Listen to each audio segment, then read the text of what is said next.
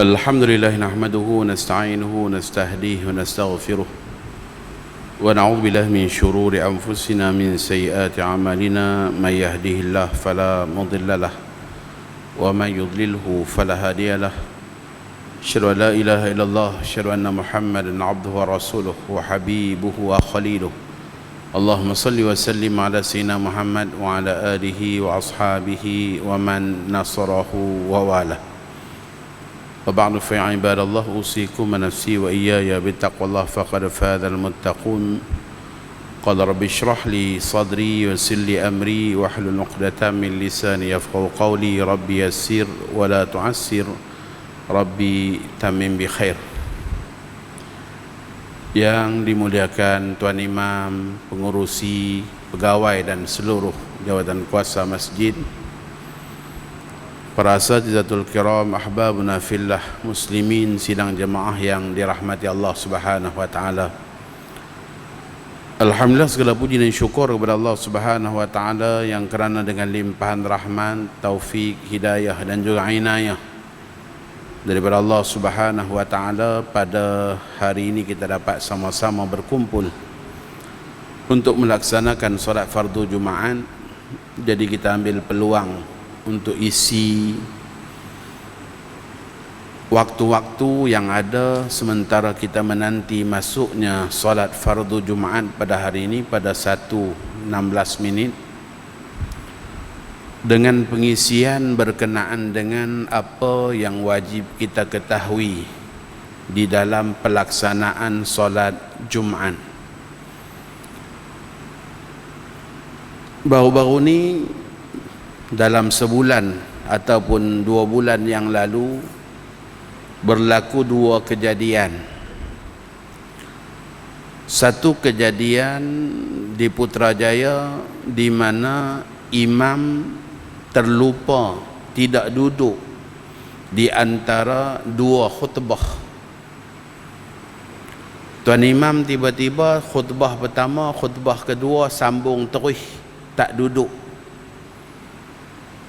Maka tak ada jemaah yang tegur, walaupun ratusan orang yang sembahyang di sebuah surau Jumaat, tak ada yang menegur. Sehinggalah pukul 3 petang lebih dah, barulah ada 2-3 orang AJK telefon tanya, Ustaz, kami nak confirm balik ni. Tadi kami dah tanya Tuan Imam confirm tak duduk antara 2 khutbah. Ya. Pukul 3 lebih lah tuan-tuan. Maka tidak sah Jumaat disebabkan khutbah bila tak duduk antara 2 khutbah dan tak berselang waktu antara keduanya, maka jadilah seperti hukum 1 khutbah saja, maka belum tertunai khutbah yang kedua. Itu satu kejadian. Satu kejadian lagi di Kuala Lumpur, dalam sebuah masjid, Tuan Imam terbatal selepas i'tidal rakaat pertama sembahyang Jumaat. Allahu Akbar rakaat, semua jemaah rakaat pertama. I'tidal, imam pusing belakang, buka mikrofon, pasang pada Bilal, disebabkan imam terbatal. Tuan Bilal langkah ke depan, bismillahirrahmanirrahim, baca Fatihah balik. Baca Fatihah balik. Sama juga kejadian dia, selesai sembahyang tak ada siapa pun yang tegur perbuatan Bilal tadi tu salah, kerana ulang semula lagi 1 rakaat, jadi Jumaat hari itu jadi 3 rakaat.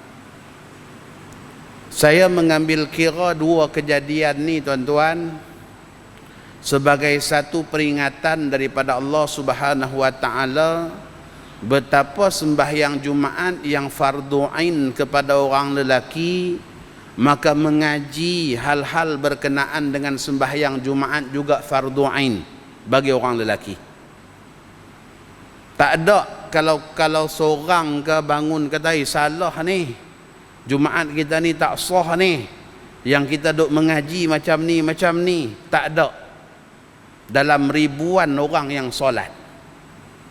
Maka ini merupakan peringatan Allah Subhanahu wa taala kepada kita semua untuk kita juga mendalami hukum hakam berkenaan dengan sembahyang Jumaat. Jawatan kuasa masjid, AJK surau kena aturkan. Sebab Jumaat ni wajib bagi orang lelaki, maka mengaji hal-hal berkenaan dengan peraturan-peraturan solat Jumaat juga menjadi kewajipan. Ya, kita tak nak sampai tak ada seorang pun yang jazam dengan ilmu sehingga dia berani untuk ke depan mengatakan apa yang sedang jadi ini tak sah dan Jumaat kita kena ulang semula. Satu perkara yang kita kena ambil maklum, Jumaat bila tidak sah wajib ulang semula Jumaat, bukan ulang buat zuhur. Ya, wajib ulang semula Jumaat. Apabila Jumaat tidak sah, kena ulang semula Jumaat selama mana masih dalam waktu Jumaat.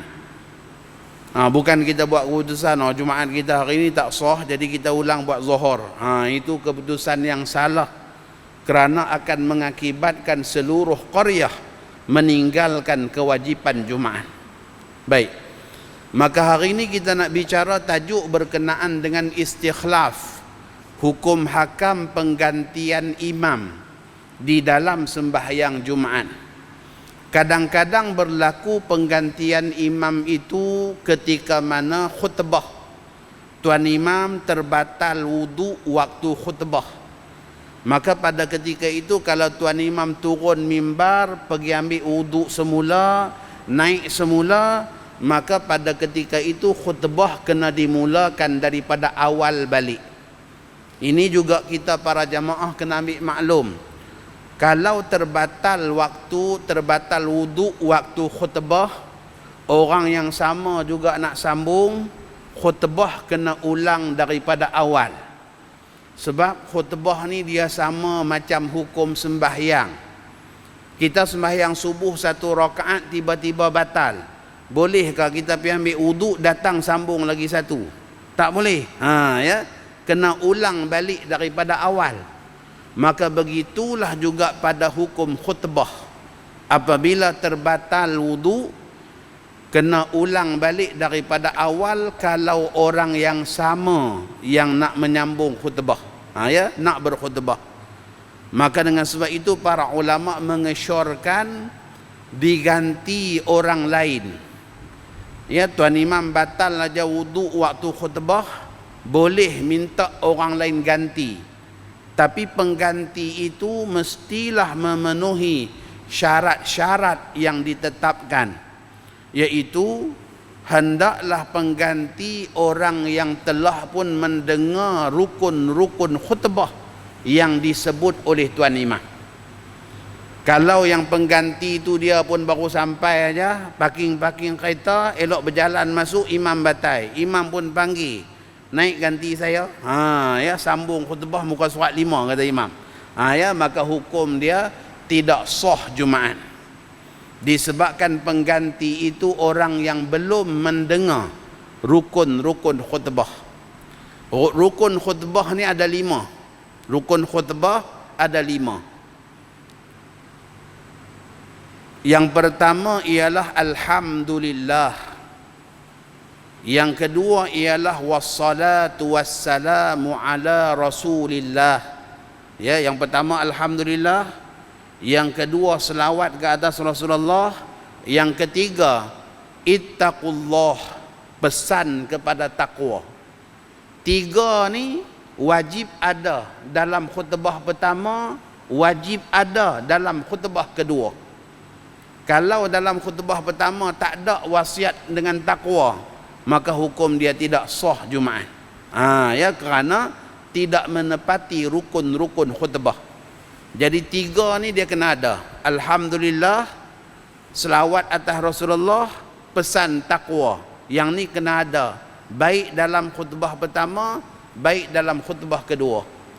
Kemudian ada lagi 2 rukun, iaitu baca sepotong ayat Quran, 1 ayat Quran yang lengkap.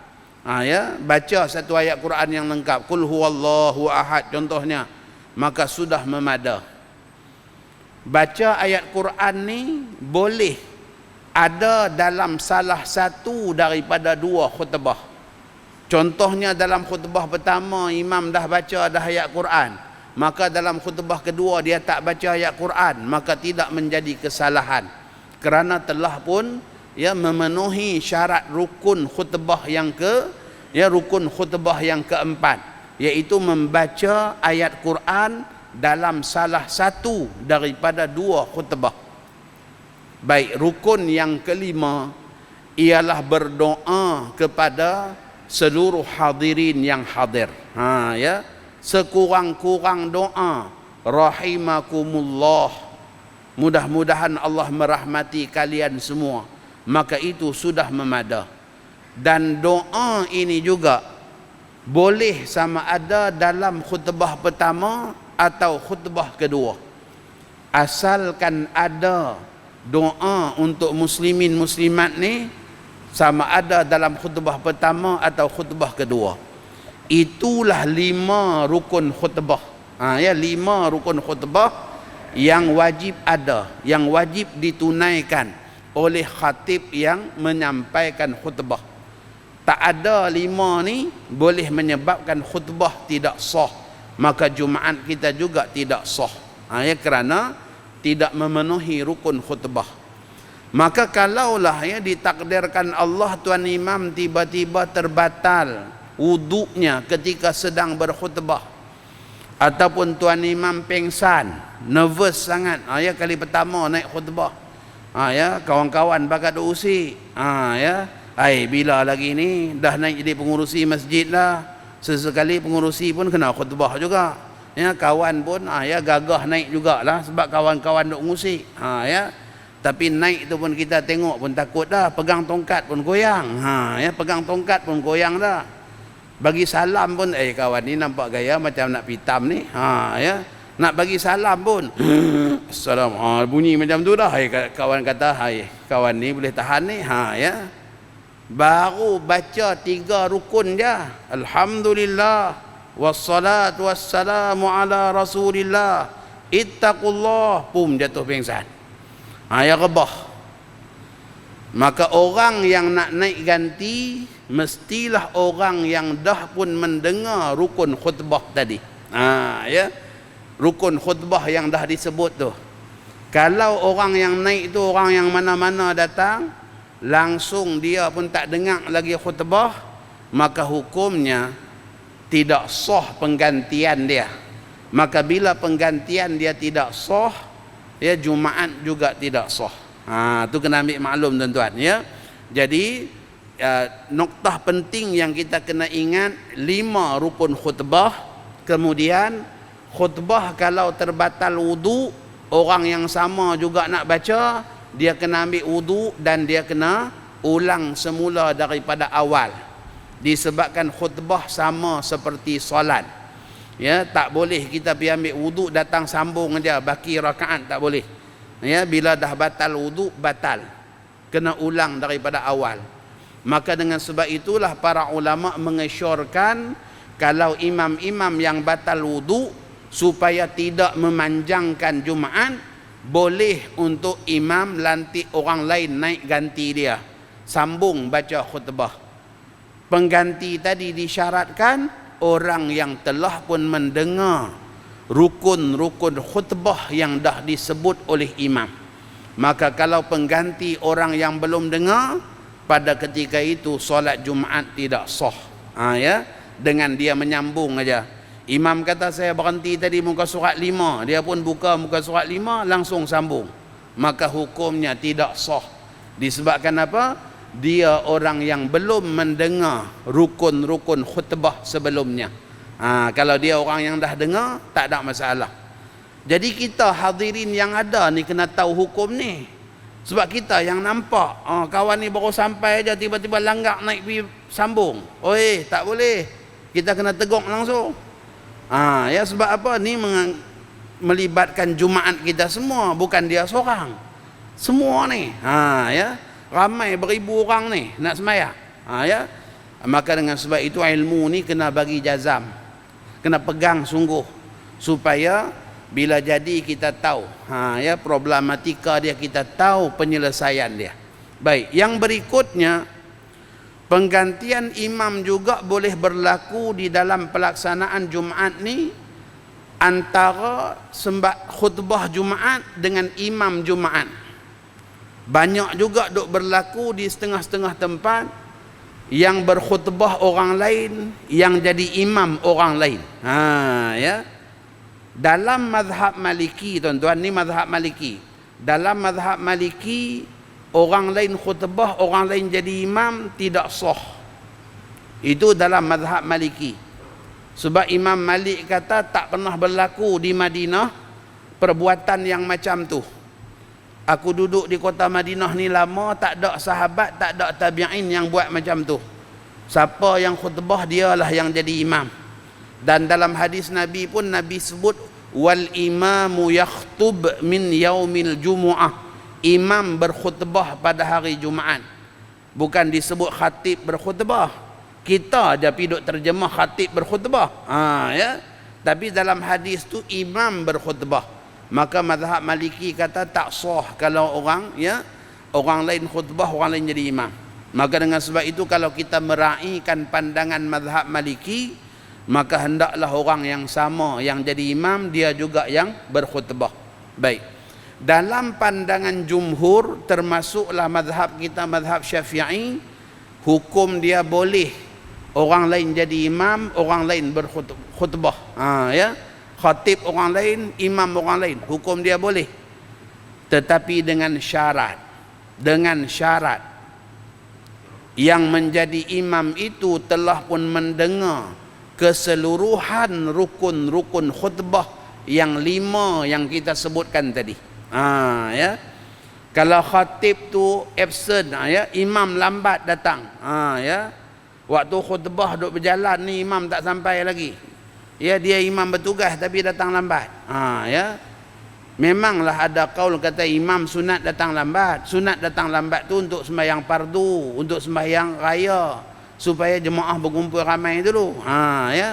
Tapi bukan sampai dah khutbah mula pun imam tak sampai lagi. Jadi kalaulah dia orang lambat, dia tak dengar khutbah, maka dia kena sedar diri, dia tak layak jadi imam pada hari itu. Dia tak layak untuk mengimamkan solat Jumaat, disebabkan dia tak mendengar rukun-rukun khutbah. Jadi di satu masjid di Selangor, tuan-tuan, saya ada di soh jauh di belakang, bukan di satu inilah, di satu pusat pengajian yang buat Jumaat. Maka penceramah jemputan yang dijemput lambat datang, sudahnya tazkirah dibatalkan sebab dia tak sampai. Kemudian duk tunggu-tunggu nak bagi peluang dia khutbah pun tak sampai juga. Elok dah nak habis khutbah dah, tiba-tiba nampak kereta parking masuk kawasan penceramah tu, dia pun langkah kaki masuk. Tuan imam turun-turun daripada mimbar, pelawar kawan ni naik jadi imam. Kita duk soh belakang duk jerit tak boleh. Tak boleh ni, salah ni. Sebab dia tak dengar rukun-rukun khutbah. Depa buat juga. Kita bukan siapa-siapa. Singgah semayang dia pun. Buat juga. Habis semayang, kita pun pergi depan tanya. Sembang dengan penceramah berkenaan. Tak apa, dia kata ada kaul kata boleh. Ada kaul kata boleh. Tak apa, ada kaul. Banyak orang suka bercakap ada kaul kata boleh, tapi bila tanya kitab mana tak jumpa, tuan-tuan. Saya pesanlah pada pengurusi masjid, dan dalam masa yang sama saya juga mesej kepada pegawai takbir agama daerah kejadian berkenaan. Sudahnya pengurusi telefon waktu asar, Ustaz, sungguhlah yang Ustaz kata tak sah Jumaat tadi. Sudah. Pukul 4 petang tu. Jadi kita pun bagi tahu macam ni lah imam, benda jadi dah. Benda jadi dah. Kena bagi tahulah pada jemaah minggu depan. Buat pengisytiharan, kejadian sekian-sekian, tuan imam kena minta maaf dengan semua jemaah sebab apa yang jadi itu adalah disebabkan tindakan imam yang suruh orang lain naik ganti. dalam hal keadaan orang pengganti itu tak sah untuk menjadi imam. Dan pesan juga pada jemaah, tolong maklum pada kawan-kawan yang Jumaat minggu lepas di sini tapi minggu ni dia mungkin tempat lain, tolong pesan untuk qada sembahyang zuhur disebabkan Jumaat minggu lepas tak sah. Dan tuan-tuan yang datang minggu lepas, minggu ni pun ada kat sini, tolong tunggu kita buat qada zuhur perdana. Qada zuhur perdana lah ramai-ramai. Ya, selepas sembahyang Jumaat buat qada perdana. Ya, disebabkan apa? Semua satu jemaah tidak sah. Ini pentingnya untuk kita tahu hukum hakam berkenaan dengan sembahyang Jumaat. Saya kalau orang minta tazkirah Jumaat, tuan-tuan, saya memang suka ulang-ulang tajuk-tajuk yang macam ni, sebab nak ambil peluang untuk menyampaikan ilmu yang wajib, dan dalam masa yang sama tidaklah rasa terkilan sangat. Kita duk bercakap orang sembahyang sunat dan sebagainya, tak terkilan sangat. Sebab apa yang kita sampai ni perkara yang wajib belajar.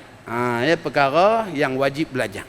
Baik, maka kita kena ambil maklum, kalaulah berlaku penggantian imam selepas selesai khutbah, disyaratkan pengganti itu orang yang telah mendengar keseluruhan rukun-rukun khutbah.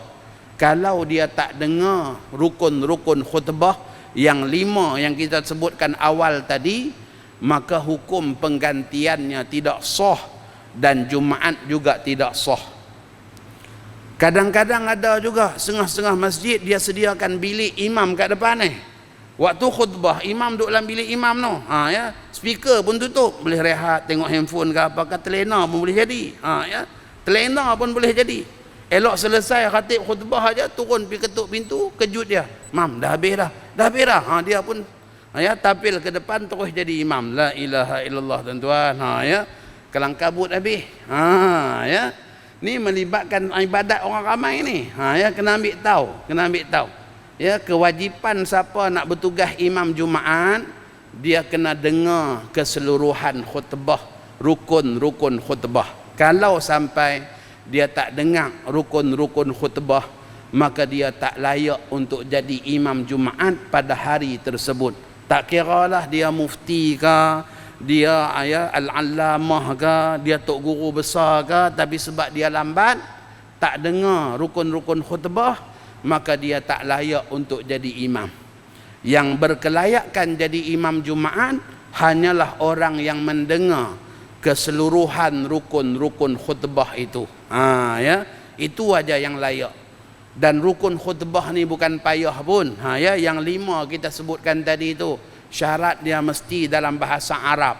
Alhamdulillah wassalatu wassalamu ala Rasulillah, ittaqullah. 3 ni khutbah pertama wajib ada, khutbah kedua wajib ada. Yang keempat, baca satu ayat Quran, ya, yang lengkap. Kul huwallahu ahad contohnya. Ya, yang baca ayat Quran ni boleh sama ada dalam khutbah pertama atau khutbah kedua, asalkan ada, ya, dalam salah satu khutbah. Kemudian yang kelimanya, doa untuk seluruh hadirin. Boleh sama ada dalam khutbah pertama atau khutbah kedua. Ya, doa untuk hadirin sekurang-kurangnya rahimakumullah, mudah-mudahan Allah merahmati kalian. Maka 5 tadi bila lengkap, sempurnalah khutbah. Sebab itulah kadang-kadang, ya, bila kita bagi tahu imam ni tak sah ni Jumaat kita ni, kena ulang buat semula Jumaat. Oi, mana boleh, masa panjang. Ya, kita ulang zuhur aja lah. Ya, ada tempat yang dia pilih nak ulang zuhur aja. Bila kita bagi tahu ni jadi satu tempat, khutbah kedua cari tak jumpa.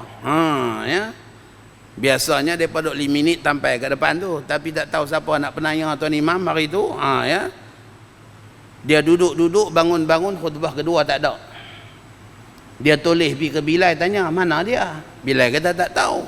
Ya, dia pun turun mimbar, pergi duk cari pula. Ya, pergi duk cari pun tak jumpa juga, dalam lemari gebuk kat depan tu. Ya, Bilal kata tak apa, kat rumah ada, start motor balik pergi ambil pula. Ya. Sudahnya lama tunggu Bilal, dia kata apa tuan-tuan? Jumaat kita ni tak sah dah. Kita buat zuhur ajalah. Maka pada ketika itu saya ni pergi tengok jenazah. Pakai pun biasa ajalah sebab kita musafir jauh. Ya. Kita pun pergi bisik dia, imam tak boleh macam tu, tak sah. Ya, tak boleh kalau Jumaat batal, kita kena ulang buat Jumaat juga. Bukan kita ulang buat zuhur, bukan kita buat zuhur. Nanti semua jemaah ni jadi hukum haram meninggalkan Jumaat. Hang pandai sangat jadi imam dia kata. Ya kita tahu pasal tek tak ada. Ya kita tahu lah pasal tek tak ada. Ya. Tak apalah. Ya. Dia suruh kita. Ada 2-3 orang lagi pakcik-pakcik kat depan kata, sungguh kami mengaji dengan tok guru sekian-sekian kata tak sah. Ya. Tak boleh buat zuhur, kena buat Jumaat juga. Sudahnya kita pun naik jugalah khutbah. Tapi baca khutbah paling ringkas tuan-tuan. Ya, baca khutbah paling ringkas. Alhamdulillah wassalatu wassalamu ala Rasulillah, ittaqullah, qul huwallahu ahad, duduk. Bangun pula, alhamdulillah wassalatu wassalamu ala Rasulillah, rahimakumullah.